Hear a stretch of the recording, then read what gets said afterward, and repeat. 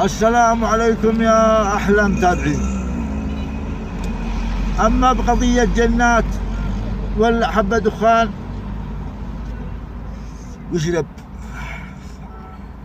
بعد قضية أحمد الزوكي، بيطلع أخوها ويرجع يقتل الرجال ويا دومه ونعيد العصيدة من جديد.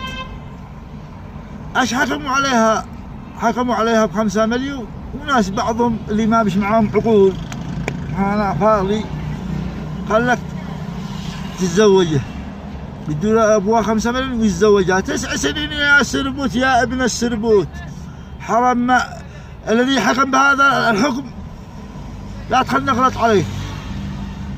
حرام ان احنا بنلاحق بعد القضية هذه لو نطلع من بحشمي.